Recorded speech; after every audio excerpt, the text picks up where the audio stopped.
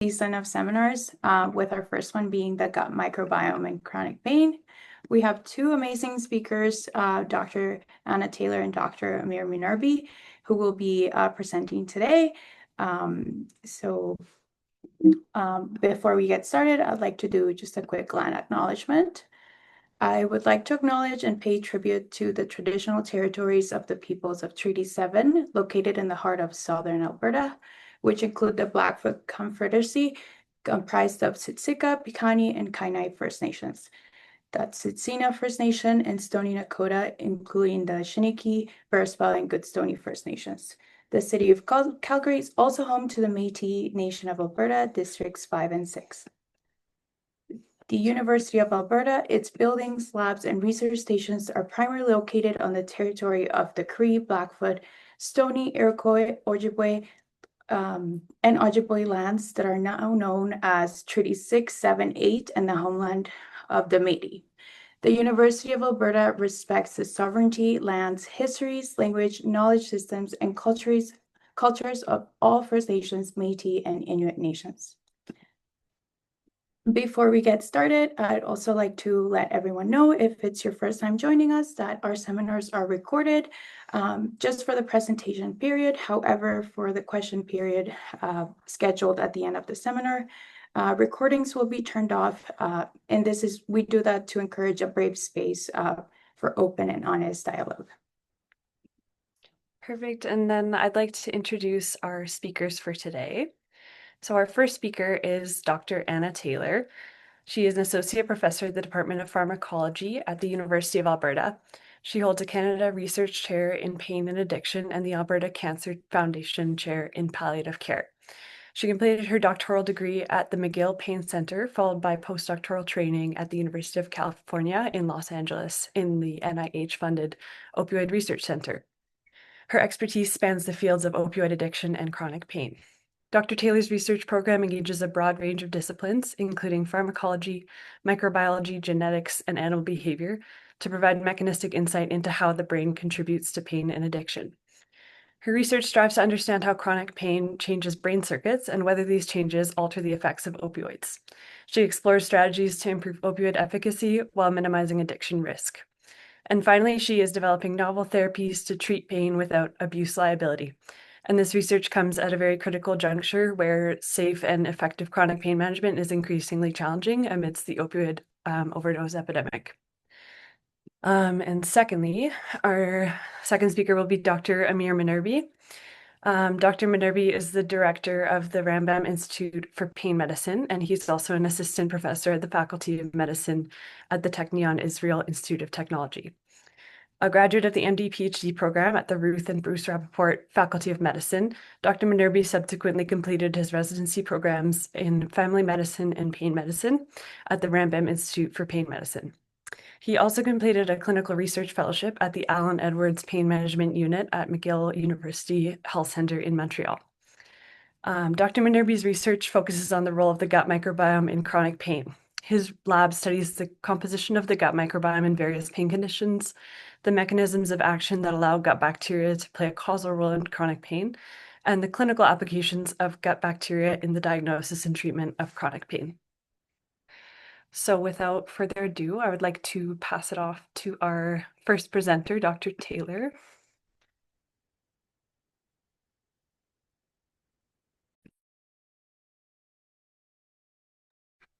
Great. How does that look? Can you hear me? Thumbs up. Great.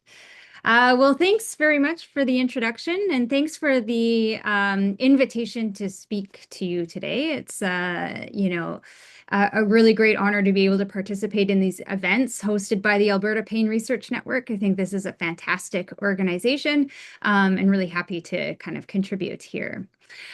So just to kind of give you a quick intro to me and what I'm going to try to do today. So, as you heard from the lovely introduction, I'm a pain neurobiologist with an interest in understanding how pain and the drugs we use to treat pain, like opioids, shape our nervous system. And one of the things that we are beginning to learn is that pain is really a whole body phenomenon. It impacts extend far beyond the spinal cord and the brain and is influenced by, basically every single system in our body, including the immune system and the digestive system, as we'll learn.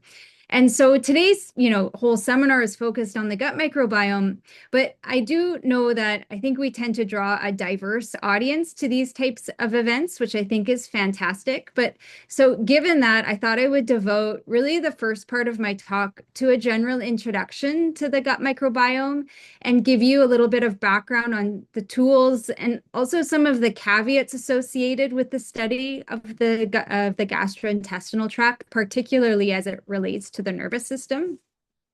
And then in the last half of the talk, I'll devote some time where we're talking about some newer data coming out of my lab, where we look at the contribution of the gut microbiome to symptoms associated with chronic opioid use. But then I'll pass it over to Dr. Minerbi, and I'm sure you'll hear a lot more interesting stories about the gut microbiome and pain. Okay, so that's my preamble. Let's get a thing going here. Let me move this over here. Okay. So first, what is the gut microbiota? So the gut microbiota is really just a collection of microorganisms that reside within our gastrointestinal tract. It includes bacteria, which is what most people think about, but it also includes things like fungi, archaea, protists, and viruses, all sorts of bugs that inhabit our gastrointestinal tract. And there are thousands and thousands of different microorganism species, and they are incredibly diverse and also incredibly abundant. The most recent statistic I've seen is that the human adult gut contains over 200 grams of microorganisms, which is about the weight of a large apple. So at least one apple's worth of your weight is directly attributed to the microorganisms. And also, I think perhaps most importantly is that there are, 200 times more genes in the gut microbiome than in all human cells combined. And I think that's really important because it addresses the huge diversity of function that these microorganisms can play within their host environment. And these functions really have a direct impact on our own physiology. The other point to make about the gut microbiome is that it is modifiable and is a reflection of both our genes and our environment.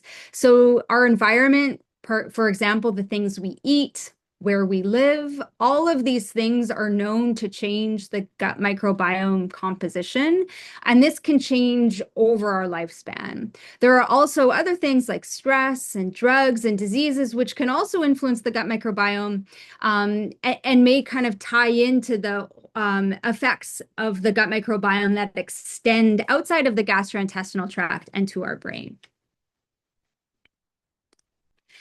And then the final sort of general point that I want to make about the gut microbiome is not only is it influenced by our genes or environment, but it also changes throughout our lifespan quite naturally.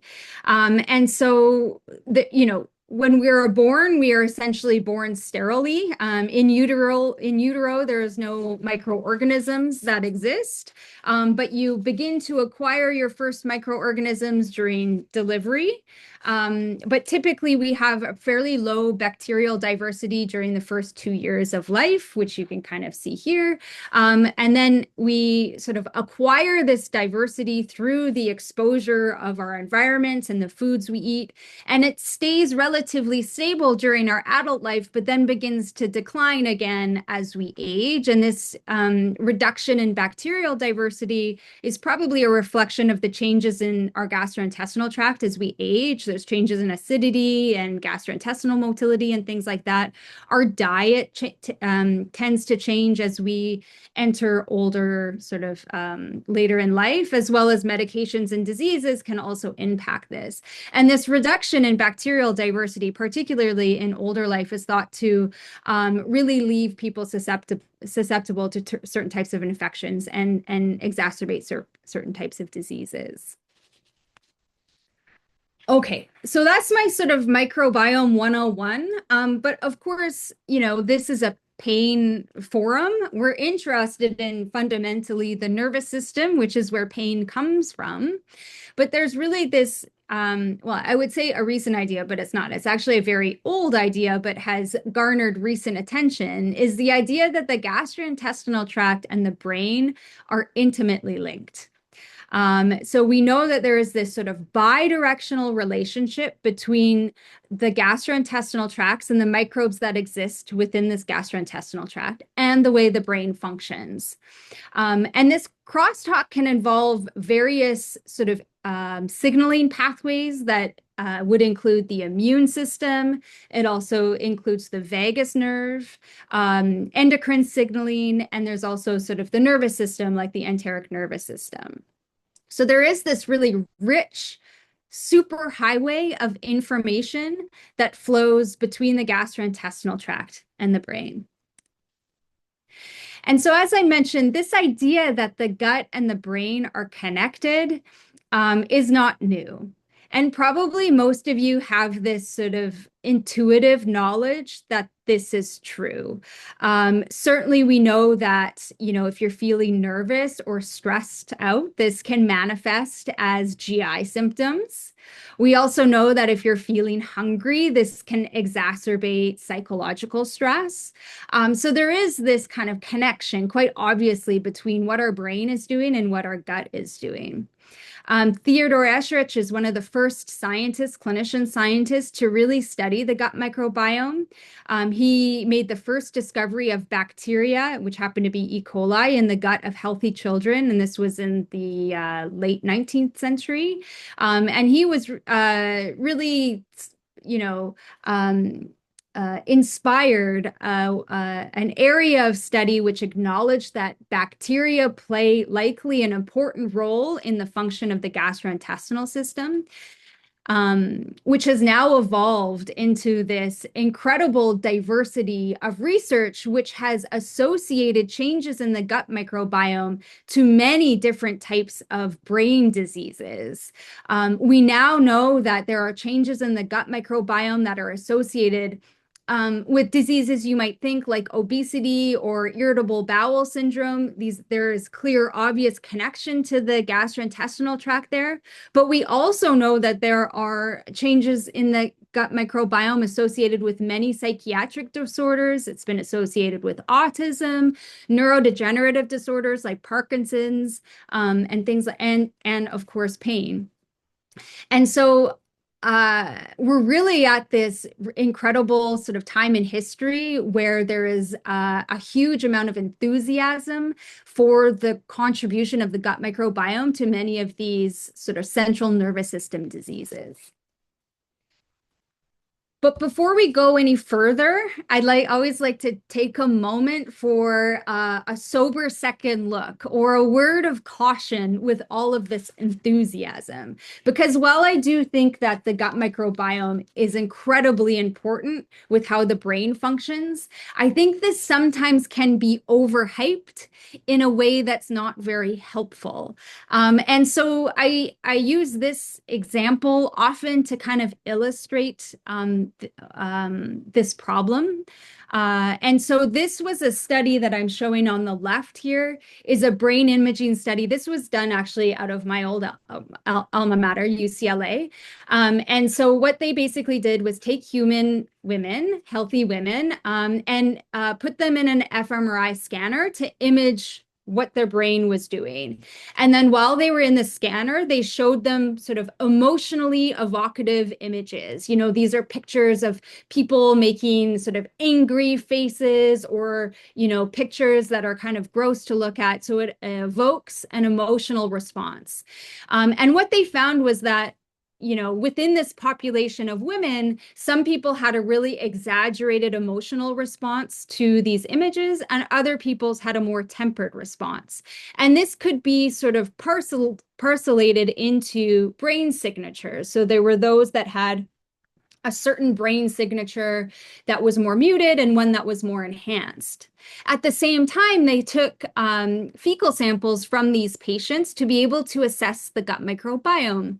And what they found was that the patients that had this exaggerated emotional response and unique brain signature also had a gut microbiome that was dominated by a particular microorganism species, the Bacteroides cluster, whereas the one with the more muted emotional response had a gut microbiome dominated by another microorganism cluster, essentially.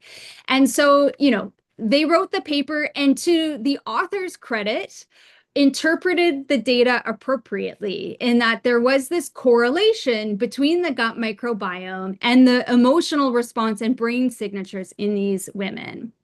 The problem came was when, journalists wrote this sort of popular article on this study, and they wrote an article with the headline, "Human emotions really are affected by gut bacteria, new study suggests." And the point that I want to make here is that is not true at all. It could be true, but there are many other ways in which you can interpret this data differently. So it is true that it is possible that, women with an exaggerated emotional response drive changes in the gut microbiome. But it is also equally true that those changes in the gut microbiome make your brain more susceptible to emotional cues and enhances the emotional response. So this study was not able to interrogate the direction of the relationship between the gut microbiome and the brain signature, right? There's also equally possible that the brain signature and the gut microbiome are being influenced by a third independent factor, like, for example, the immune system. And so while this is a really interesting and important study, it's a correlative study that can't really tell us the direction of influence of the gut microbiome with the brain. Okay, a sort of intro to the caveats, but I also wanted to spend a slide or two just talking about some of the tools that we use to examine the gut microbiome. Certainly, I will use these or present some data, and I suspect Dr. Minerbi will as well. And so one of the reasons we're seeing this sort of recent resurgence in studies of the gut microbiome in different types of diseases is that the tools we have available to us to measure the gut microbiome have significantly improved relatively recently. And this is really due to improvements in gene sequencing, particularly 16S RNA sequencing. So this sort of picture that you see on the right is really a very common type of analysis we see in microbiome studies. So this is a principal components analysis. And each dot usually represents a sample or a person or an animal. And it's really capturing the diversity or the similarity of microbiome compositions between individuals. So this was from a study actually that compared the gut microbiome composition between a Yanomami Amerindian population that lives within the rainforest in South America. This was an uncontacted population that had been isolated from all other sort of communities for something like over 11,000 years. And so they were able to take fecal samples from them and then compare them to just your typical Western microbiome samples. And as you can see, they're very different from one another, again, reflecting sort of the unique environment that these people live in. It also is incredibly diverse. These microbiomes tended to be much more diverse than the typical American microbiome. So these are the type of studies or images that you see from the microbiome analysis. And so this type of pictures are usually come from this analysis called 16S RNA. And this really takes advantage of the unique signature or unique gene that's located within bacteria.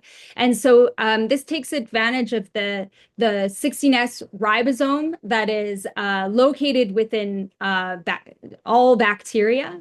And this ribosomal gene, again, is expressed in every single bacterial species. But the importance of this gene is that there are highly conserved regions and there's highly variable regions. And so the conserved regions, all that means is that every single bacteria species has exactly the same genomic sequence in this one little section.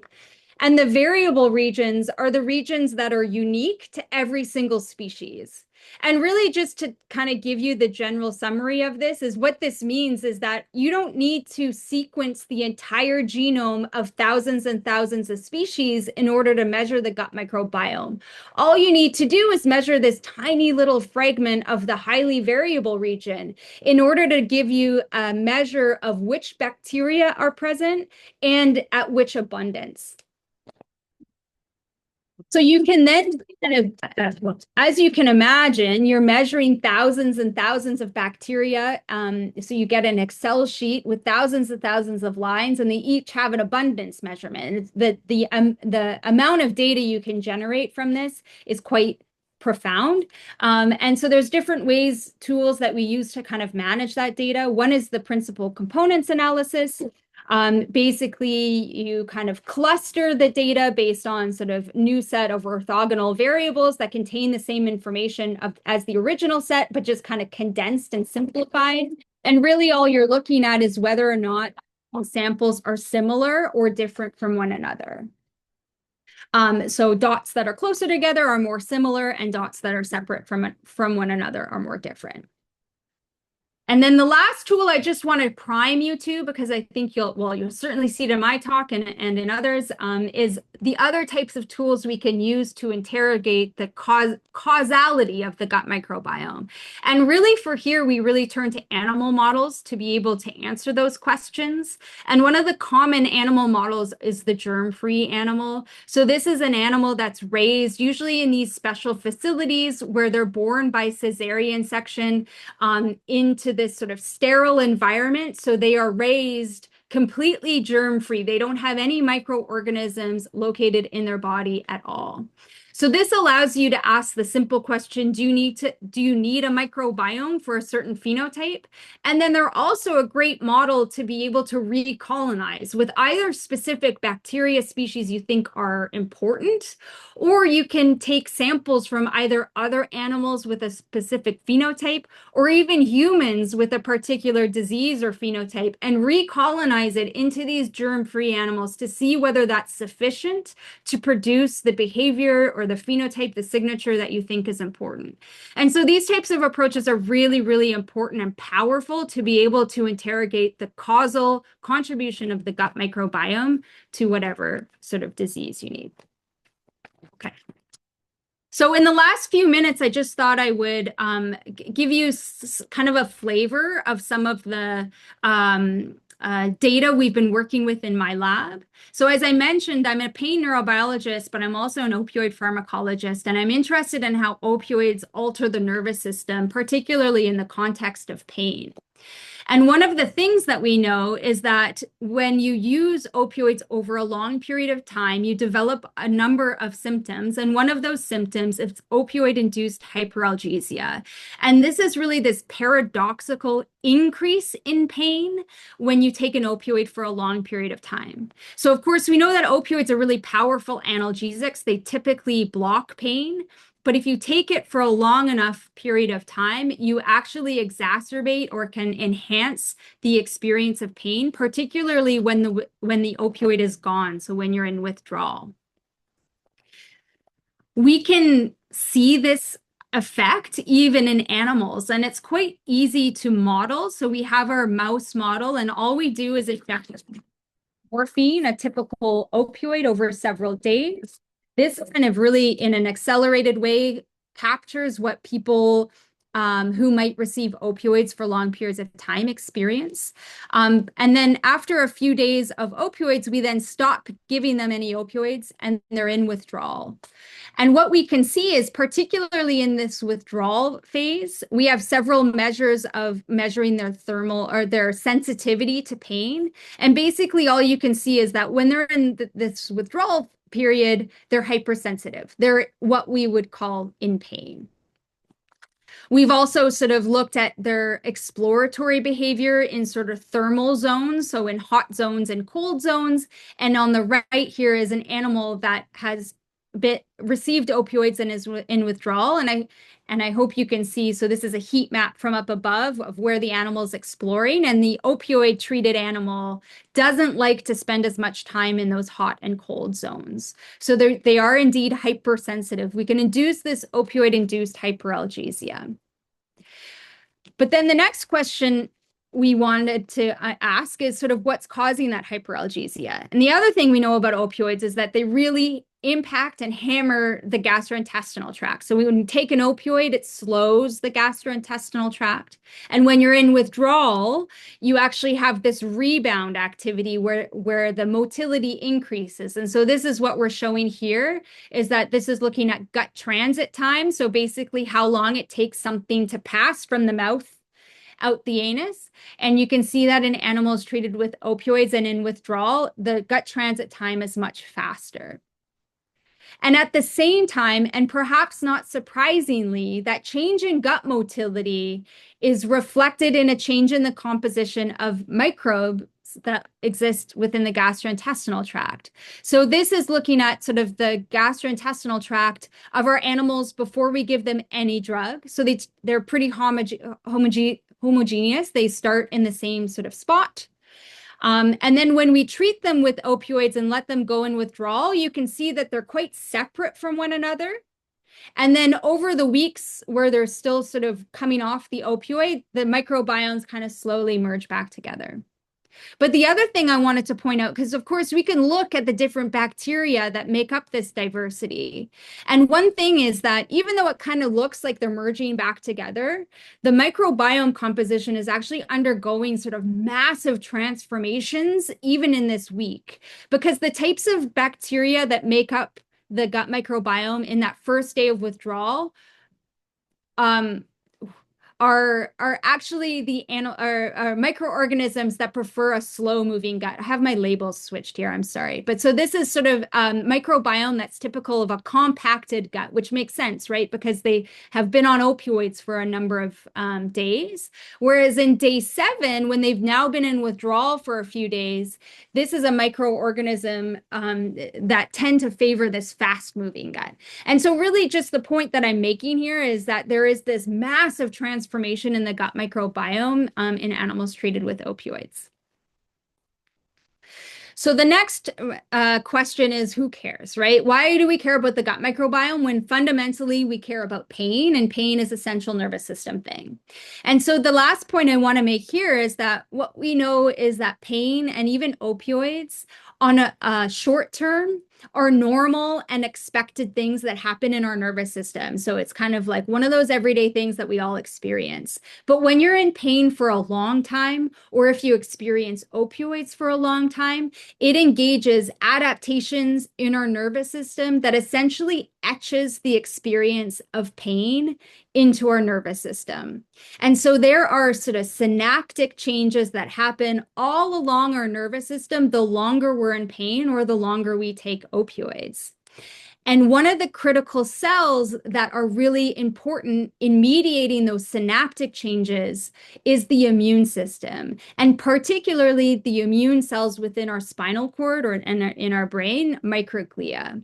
So this is sort of a microscopy image on the bottom here of microglia in red, and you can see they're in very close apposition to these neurons. And so microglia, in addition to being an immune cell, actually play really important sort of maintenance roles in the synapses. So they munch up synapses that are no longer important, which directly influences which neurons fire and when. And so we know that there is this direct connection between the gut microbiome and the immune system. And so we were able to show this in our own models as well. Whereas when we give our animals opioids and they're in withdrawal and you get this sort of profound shift in the gut microbiome, this is also accompanied by a loss in the gut barrier integrity. And this comes as no surprise. We know one of the important roles of the gut microbiome is to maintain gut barrier sort of integrity.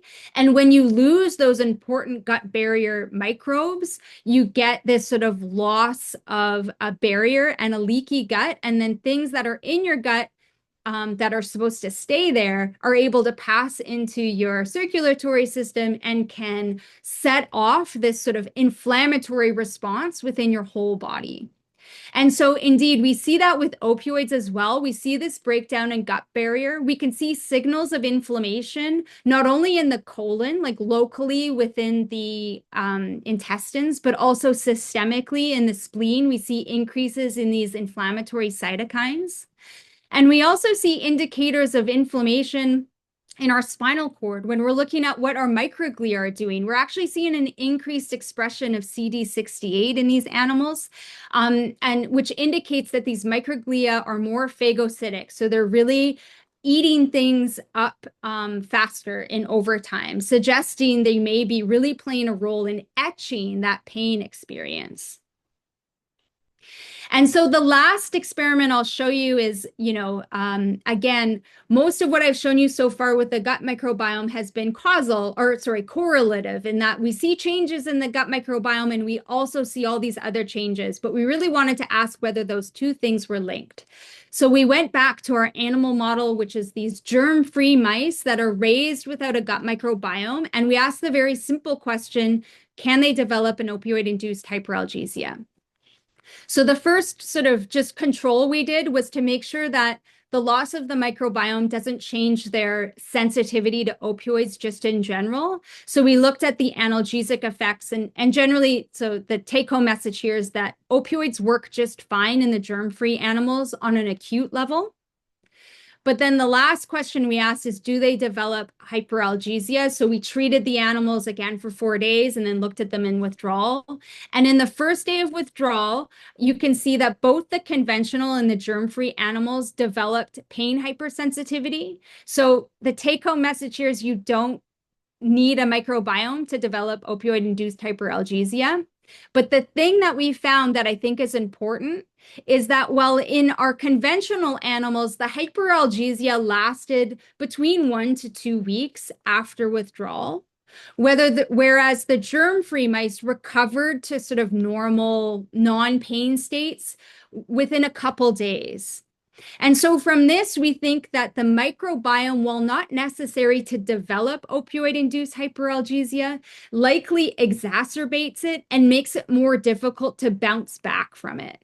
And so we're now interested in thinking about how we can kind of take advantage of this to help develop new strategies to manage opioid-induced hyperalgesia in people.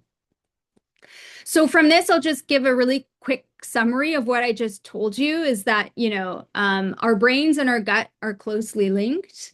I think there is huge potential for the gut to improve brain health, but it is often overhyped.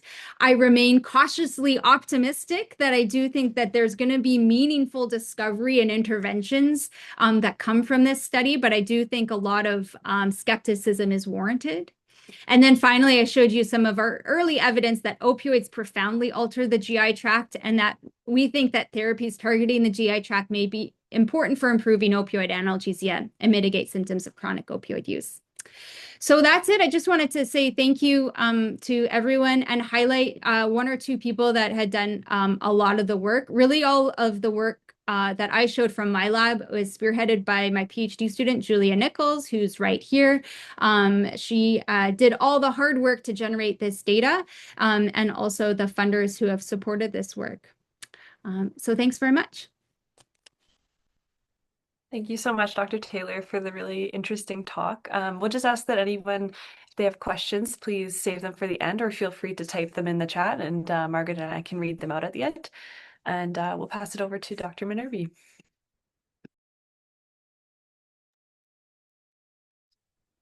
Hi, everyone. It's a pleasure to be here. And thank you for the invitation. And we're also lucky to be listening to this talk after the fantastic talk by Dr. Taylor, which will make everything so much easier now to understand. Thank you, Anna. So let me just share my screen. And we can start. So I don't have anything interesting to disclose. And I'm a pain physician, I'm a pain researcher, and as a pain physician, um, as I'm sure many of our patients are, we are all always frustrated. And why we frustrated? Because unlike other fields of medicine in which we have like really good understanding of the way the diseases develop, or on why some people develop diseases and others do not. And we know how to treat them, we know the mechanisms, etc. Here in chronic pain, we are still pretty much in the dark. So we know that a huge proportion of humanity develop chronic pain. Something like 20% of adult population will develop chronic pain, which is a lot. But we don't know why one person will develop chronic pain while another will not, and they're like exposed to the same environment. They may have similar genetics, etc. So this is still a riddle. Second thing is we're still lacking very good diagnostic tools. So we're still working with very old tools of history taking and physical examination, which are not very accurate. And this leads to misdiagnosis and to delayed diagnosis and to a lot of diversity, so a lot of variability in diagnosis. So it's possible that one patient will go to a certain doctor and will receive one diagnosis. They'll then go to another physician and receive a completely different diagnosis. This is the problem if we're going to be treating patients in a scientific or an evidence-based way. And even if we've reached a good diagnosis, an accurate diagnosis, we're then challenged by limited therapeutic options. So even when given all of our most modern treatment modalities, like medications, invasive procedures, physical treatment, lifestyle measures, psychology, even when we're doing all that, many of our patients remain highly symptomatic. And this is really frustrating. So there are a few ways that we can deal with this frustration. One way, the easy one, is to go and specialize in another field of medicine, let's say cardiology. These guys really know what they're doing. Or we can use this frustration as fuel for research. And this is what we've been doing in the last couple of years. We've been looking at the gut microbiome, these gut microbes, and asking ourselves, if these can affect so many other processes, physiological and pathological processes in our body, including our central nervous system, could they also play a role in chronic pain? And to answer this, we have kind of, I call it the four conceptual milestones that we have to cover. First milestone is the association. So there we're basically asking, in a given medical condition, let's talk about chronic pain, do we see a difference in the composition of the gut microbiome? So this is really the first question that we need to answer.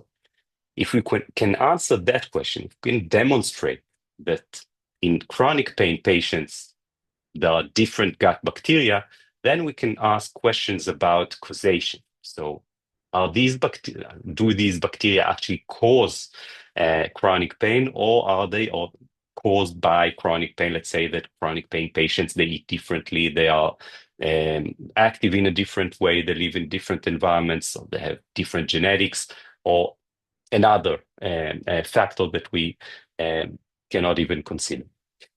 If we can show that these gut bugs are actually causing pain, then we'll be really interested in finding out the mechanisms. So how can gut bacteria that live in our intestinal tract affect distant organs and other physiological systems that can play a role in pain? And then if we can do all that, we may be able to develop some clinically relevant applications. So remember, we want to be able to understand better, to make better diagnosis, and to have better treatment modalities.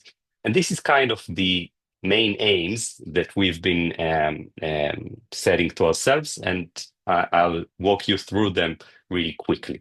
So first question is a question of association. So here we're basically asking, in chronic pain patients, is the composition of the gut microbiome different?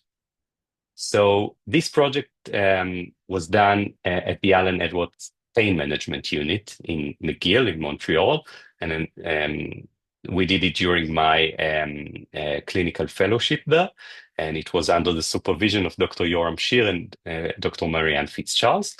And what we did there was really simple. We recruited a cohort of women with fibromyalgia. Fibromyalgia is a chronic pain condition that is rather common.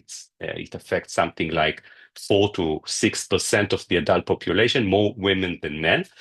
And we recruited 77 women with fibromyalgia, and 79 matched pain-free controls. And we evaluated the composition of the gut bacteria. And we did it in methods that are very similar to what Dr. Taylor just described to us. So we used 16S, which is that gene that is specific for bacteria, but it's rather variable. So in different bacteria, it's a little bit, there are different versions of that gene. And what we found, this is just a figure to show you how rich this environment that is within each and every one of us, how rich it is. Like every dot here is a different bacterial species. And in every one of us, there are hundreds and hundreds of different bacterial species, which is really interesting. However, out of all these hundreds of bacterial species, only a handful were really different among women with fibromyalgia. So most of them are very, very similar between pain-free and chronic pain patients. However, there is a handful of bacteria that are what we call differentially abundant. So they're either increased in fibromyalgia or they are increased in pain-free controls. So this was kind of a first, signal that there could be something there. And until that point, we didn't even know that. So that was the first signal that there is an association. Remember, it's still not causing pain, but they are associated with pain. However, happy as we were, we still had lots of questions. First two questions is what we're seeing really generalizable to other environments, or is it only true for Montreal? And does it only happen in fibromyalgia, or does it also happen in other chronic pain conditions? So to answer that, we picked another chronic pain condition, another syndrome of chronic pain. This time it's a very rare syndrome. It's very uncommon.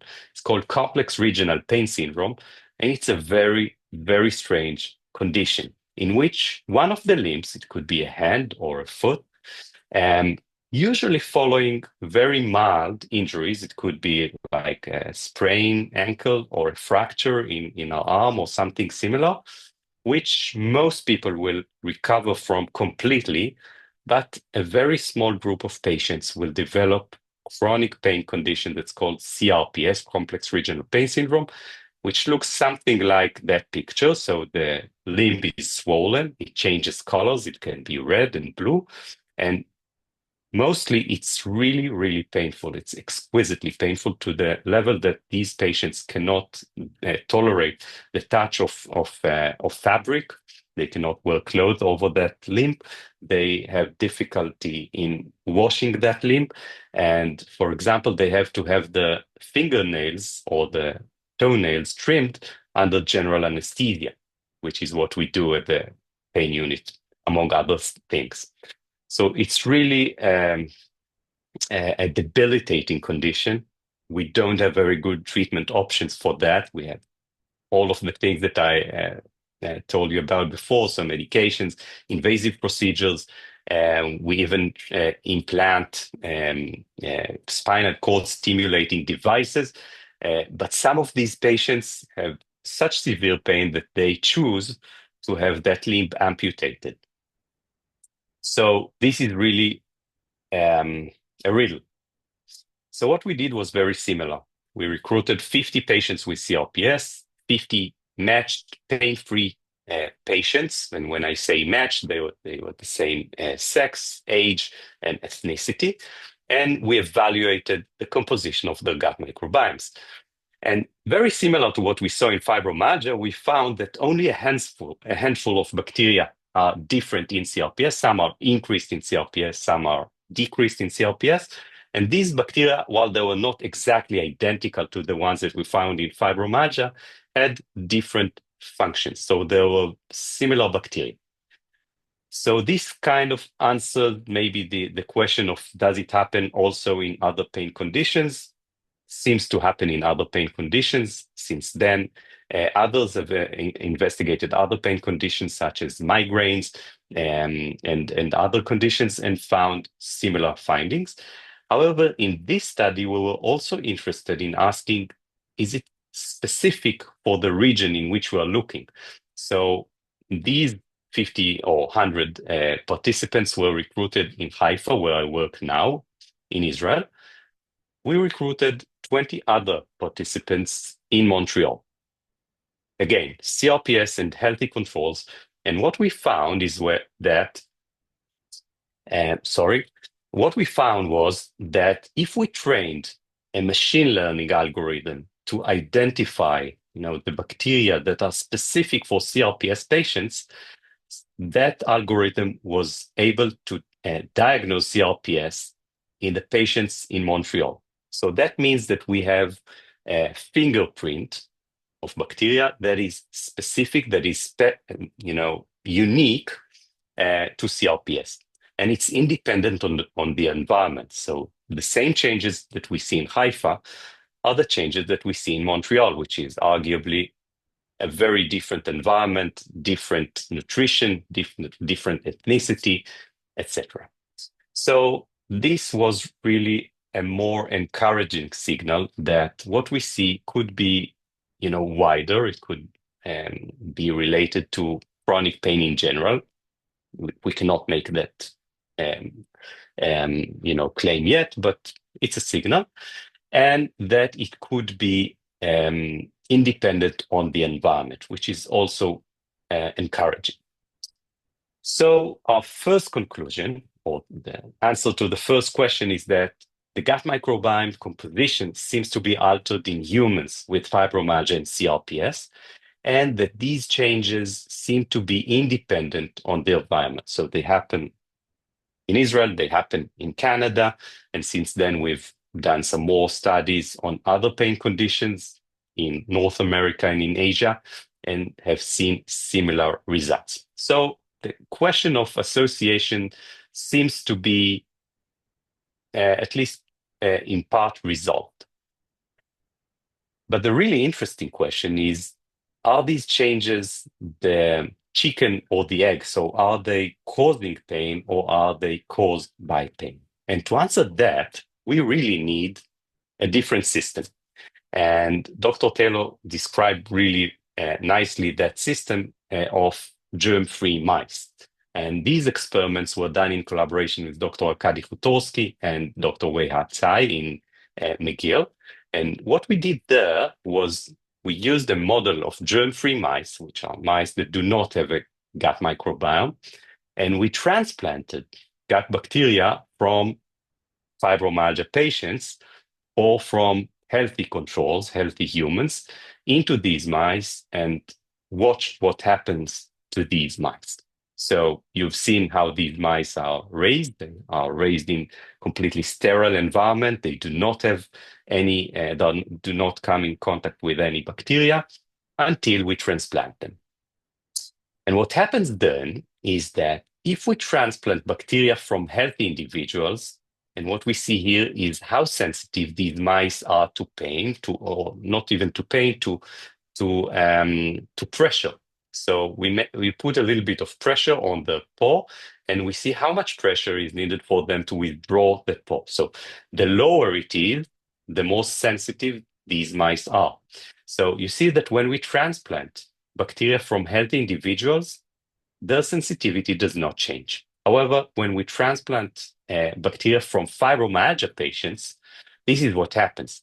So they become hypersensitized. If we measure other measures of chronic pain, we can see that at baseline, the level of spontaneous pain that these mice exhibit, which we can tell by the faces, the grimace scale, what's called. So only 2 weeks, 4 weeks after the transplantation, the mice that receive transplantation bacteria from fibromyalgia patients, so from humans with chronic pain, develop pain. And this pain then is persistent. It remains for month and month. So our second conclusion, really in short, is that the gut microbiome is sufficient to cause fibromyalgia-like symptoms in mice. So this is a really encouraging sign that tells us that these bacteria are not just hitchhiking, they're not just markers of chronic pain. They could actually play a role in chronic pain, in the pathophysiology of chronic pain. So now we arrive to the question of mechanisms. How can these gut bacteria that live in our intestinal tract affect chronic pain in other organs of our body? And here I don't want to go too much into details, but I will tell you that we have two main mechanisms that we identify time and again in different models of chronic pain, and these include really two main mechanisms. The first one is the secretion of bacterial-derived metabolites. These bacteria that live in our gut, they constantly metabolize the food that we're eating, and also metabolites that our body secretes. They metabolize it in a way that our body cannot metabolize. And then they secrete these metabolites into the lumen of the intestinal tract. And from there, it goes to our circulation, to our bloodstream. And these metabolites that are produced by bacteria can actually have important functions on distant organs in our body. It's not just related to pain. It can be related to the way that we digest glucose, or to the way that our immune system functions, and to many other functions of our body. One of them, we think, is the sensitivity to pain. And the second mechanism that we identify is the activation of the immune system. So these bacteria, or the changes that we see in the composition of gut bacteria, are capable of causing what we call neuroinflammation. So this is an inflammation that involves the peripheral and the central nervous system. And we know that these are enough to cause chronic pain. So not going too much into details here, the secretion of bacterial-derived metabolites and the activation of our own immune system that causes neuroinflammation, we think that these two are the main causes of chronic pain, or the main mechanism that allow gut bacteria to play a role in the development of chronic pain. And there is the possibility that these two are even linked to one another, so it's really even one mechanism. Okay, so, but I'm a clinician, I treat humans, and we really want to be able to translate these findings into better treatment options for human beings. So we then ask ourselves this very simple question, if we can cause these mice to develop chronic pain just by putting bacteria from humans with pain into them, can we also cure them? Can we reverse that pain by introducing bacteria from healthy individuals who do not have pain? So what we did was very similar to what you saw before. We took these germ-free mice, we transplanted them with gut bacteria from women with fibromyalgia, and these mice developed chronic pain. We then treated these mice with antibiotics to clean up as much of these, fibromyalgia bacteria, and we transplanted them this time with bacteria from healthy individuals. So from women without fibromyalgia and without chronic pain. And we watched to see what happened. And what happened was This chart you already know, this figure, it shows how sensitive these mice are to pain. The lower it is, the more sensitive they are to pain, because the less pressure you need for them to withdraw their paw. So this is what happens before and we do anything. This is their pressure thresholds.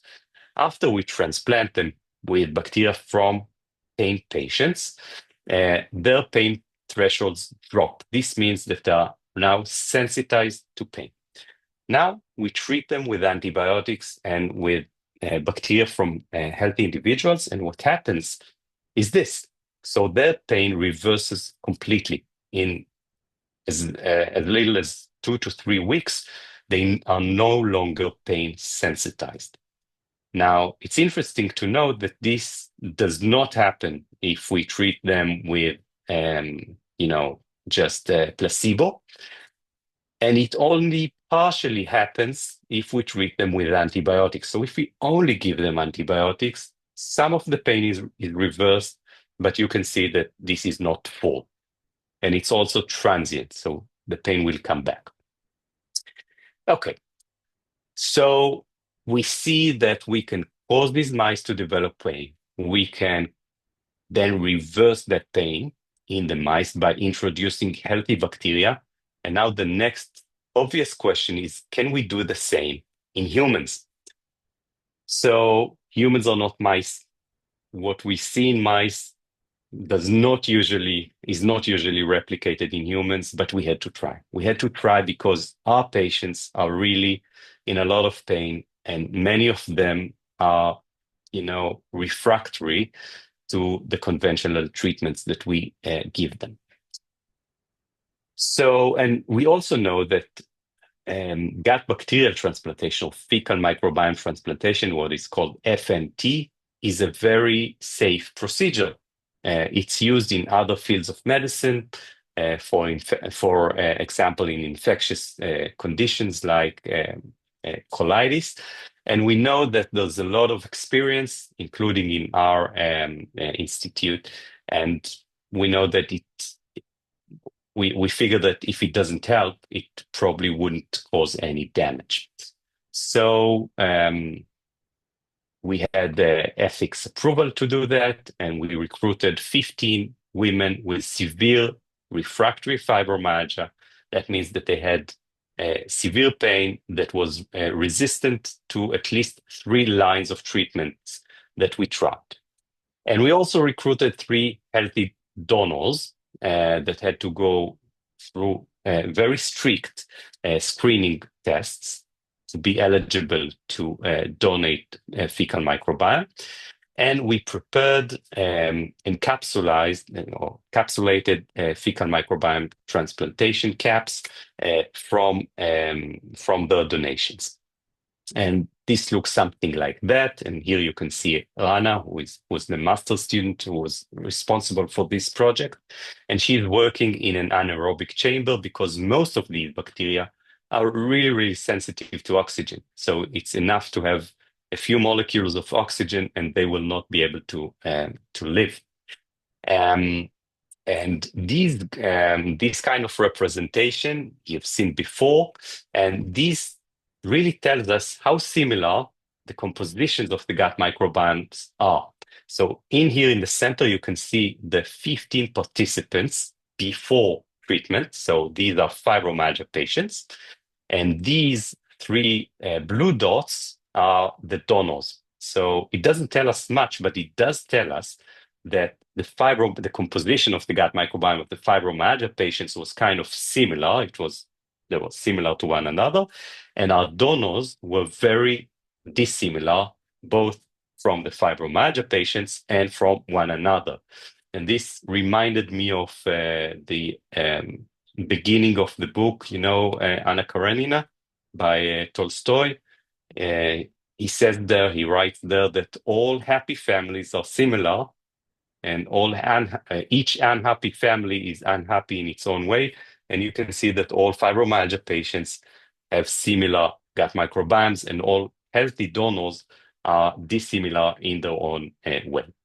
So this is what fibromyalgia patients' gut microbiomes looked like before transplantation, after we treated them with antibiotics and capsulized fecal microbiome, they became extremely, extremely similar to the donors. So you can see that the ones that received from donor 2 became similar to donor 2, ones from donor 1 similar to donor 1, etc. So this was encouraging because it told us that we are actually successful in changing the composition of the gut microbiome, if you want, push it in the direction of a healthy microbiome. Now, what happened with their clinical symptoms, you ask? This is what happened with the clinical symptoms. So here you can see the reported pain. So you can see that they started with a reported pain of around 8 out of 10. So we ask patients to score or to say how much pain they experience, and it is on a scale of 0, which is no pain, to 10, which is the worst pain that one can imagine. And they started with an average pain of around 8, which is a lot. And these are the transplantations. You can see that they are spaced 2 weeks apart. There are 5 of them. And by the end of the 5th transplantation, patients report an average pain level or pain intensity of 4, which means 50% pain reduction. And the interesting thing is that if you look here, we stopped giving them transplantations and we just followed up for 6 months. So half a year follow-up, no treatment, and you can see that a lot of this effect is sustained. So they remain better month and month after that, these transplantations. Arguably, admittedly, not all of them. Some patients did not improve. It helped about 75% of our patients, and we're still trying to understand why it helps some while not helping others. This is a question that is very interesting for us. And also, I must, draw your attention to the fact that this is a very small study, so only 15 patients. It's uncontrolled, so there's arguably an important placebo effect here. So patients were expecting to get better. They could get better because they're expecting to get better. And it's unblinded, so the patients know what they're getting. We as treating physicians know what we're giving them. And so we need to take these results with more than a grain of salt. But I can tell you that we are now more or less halfway through a randomized controlled trial which is much larger. We are recruiting 80 patients this time. Half of them are receiving active treatment, like you saw. Half of them are receiving placebo. We don't know who is receiving what. Patients don't know what they're receiving. And I can tell you that we see very encouraging results. Some of these patients are improving dramatically. So I'm really hoping that this can, in a way, change the way that we're treating fibromyalgia and maybe other conditions of chronic pain. So the fourth conclusion here is that the gut microbiome transplantation reduces spontaneous pain and pain thresholds, both in humans and with fibromyalgia and in mice that are models of fibromyalgia. Okay, so just to recap, we've talked about the 4 conceptual milestones, and I've shown you first evidence that there is an association between the composition of gut bacteria and chronic pain. We saw some preliminary evidence that these bacteria are actually playing a role in causing chronic pain. We've seen a little bit of mechanisms. I didn't show you any, but you have to trust me on this. And we've seen first evidence of clinical applications. You've seen treatment. We're also working on diagnostics. So given the fact that gut bacteria is different or are different in patients with chronic pain, we are developing new ways to diagnose chronic pain based on the specific fingerprint of gut bacteria that we can measure. Probably the most important slide here our lab team and our partners. And I really have to thank them because none of this would be possible without them. And I would like to thank you very much for your attention. I'd be very happy to take any questions. And if you'd like, this is my email. This is the lab website. You're more than welcome